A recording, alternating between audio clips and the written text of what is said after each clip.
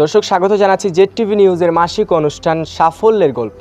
আজকে আমাদের সাথে রয়েছেন জকিগঞ্জ সরকারি কলেজ থেকে এইচএসসি 24 ব্যাচ জিপিএ 5 প্রাপ্ত স্টুডেন্ট দিলমান আহমদ। আমার নাম হচ্ছে মোহাম্মদ দিলমান আহমেদ।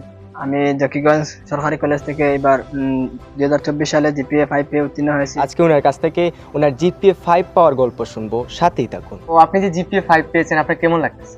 অনেক ভালো লাগছে, মানে বলার মতো কিছু নেই, যে মানে আমার ভাষা নেই, অনেক ভালো লেগেছে।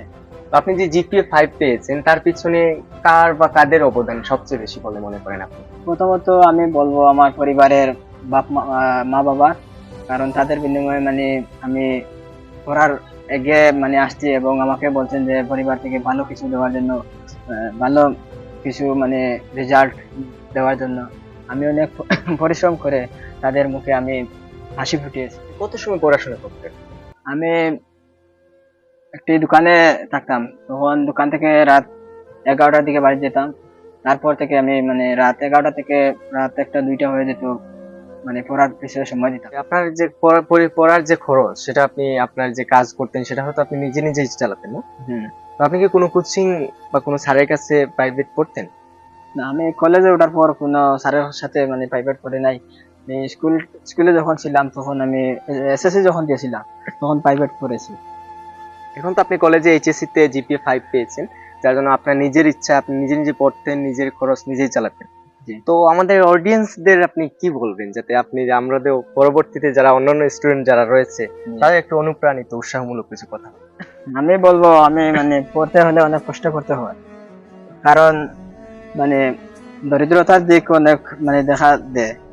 আমি আমি নিজেই আমি খরচ চালিয়ে পড়ার মানে প্রতি আগ্রহ ছিলাম, এবং পরিবার থেকেও চাপ ছিল আমার প্রতি। আপনার ভবিষ্যৎ লক্ষ্য কি? আপনি ভবিষ্যতে কি করতে চান? আমি ভবিষ্যতে ভালো কিছু করতে চাই, যাতে পরিবার সহ এবং আমি যাতে ভালো কিছু করতে চাই, সেটাও। যে আপনার জন্য শুভকামনা রইল। আপনার এসএসসি রেজাল্ট কি ছিল? জিপিএ 5। মাশাআল্লাহ। তো আপনি কি মনে করেন যদি এইচএসসি 24 বেচে আপনার বেচে যদি পুরো মোট বিষয় কয়টি? মোট বিষয় 60টি। তো পুরো 60টি বিষয় যদি পরীক্ষা হতো তাহলে আপনার রেজাল্ট কি হতো বলে মনে করেন?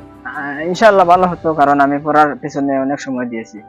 আমরা শুনেছি দিলমান আহমদের জিপিএ 5 পাওয়ার গল্প। উনি বলেছিলেন যে উনি দোকানে থাকতেন, তারপরে রাত্রে 11টা 12টার পর এসে পড়াশোনা করতেন, এবং বিভিন্ন কোনো প্রকার কোচিং প্রাইভেট ছাড়াই কিন্তু আজ তিনি এসএসসি তে যেরকম জিপিএ 5 পেয়ে উত্তীর্ণ হয়েছিলেন, ঠিক সেরকম ভাবে এইচএসসি 2024 বেচে এসেও কিন্তু উনি জিপিএ 5 পেয়ে উত্তীর্ণ হয়েছেন।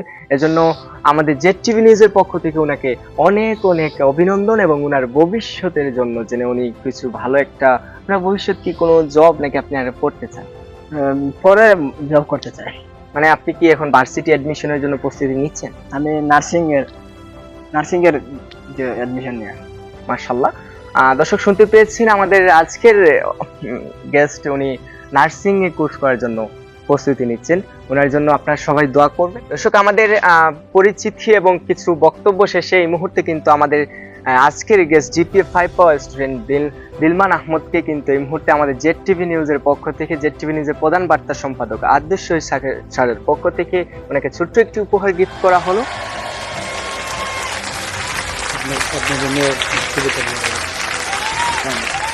আমাদের স্যার ওনাকে শুভকামনা জানিয়েছেন, এবং দর্শকের কাছে অনুরোধ রইল ওনার জন্য দোয়া করবেন, এবং ওনার ভবিষ্যৎ লক্ষ্য সেটা আপনারা শুনতে পেয়েছেন। আমি সকল আমাদের অডিয়েন্সদের বলবো, যারা এই আমাদের আজকের গেস্টের বক্তব্যগুলো পুরোপুরি শুনেছেন অবশ্যই বুঝতে পারবেন যে পড়াশোনা করতে কতটা কষ্ট করতে হয়। তো আমি সকল আমাদের অডিয়েন্সদেরকে বলবো অবশ্যই আপনারাও এরকম কঠোর পরিশ্রম করে ওনার মতো জিপিএ 5 পেয়ে উত্তীর্ণ হতে পারেন, এবং আপনি যদি এইচএসসি 24 ব্যাচ অথবা এই ওনার মতো যদি রেজাল্ট করতে চান বা এরকম রেজাল্ট করেন, তাহলে আমাদের পেজে বা আমাদের চ্যানেলের সঙ্গে যোগাযোগ করবেন। অবশ্যই আপনার জন্য আমাদের চ্যানেলের পক্ষ থেকে থাকবে ছোট্ট উপহার, এবং আপনার জন্য কিছু আমরা দেওয়ার চেষ্টা করছি। 2024 বেচে যে বা যারা জিপিএ 5 পেয়ে ওনার মতো দিলহান আহমদ ভাইয়ের মতো জিপিএ 5 পেয়ে উত্তীর্ণ হয়েছেন, সবার জন্য আমাদের চ্যানেলের পক্ষ থেকে অনেক অনেক অভিনন্দন এবং শুভকামনা রইল। এবং আপনারা যারা জিপিএ 5 পেয়ে উত্তীর্ণ হয়েছেন, আপনারাও আমাদের সাথে কন্ট্যাক্ট করে আপনার সফলতার গল্প আমরাও কিন্তু আমাদের অডিয়েন্সদের সামনে তুলে ধরতে পারবো। ওনার মতো আপনিও কিন্তু চাইলে আমাদের সঙ্গে যোগাযোগ করে স্ক্রিনে দেওয়া নাম্বারে অবশ্যই কল করে আমাদের সঙ্গে প্লিজ একটু যোগাযোগ করবেন, যাতে আমরাও আপনার সফলতার গল্প দর্শকের কাছে তুলে ধরতে পারি। ছিল আজকের অনুষ্ঠান। ধন্যবাদ। আসসালামু আলাইকুম।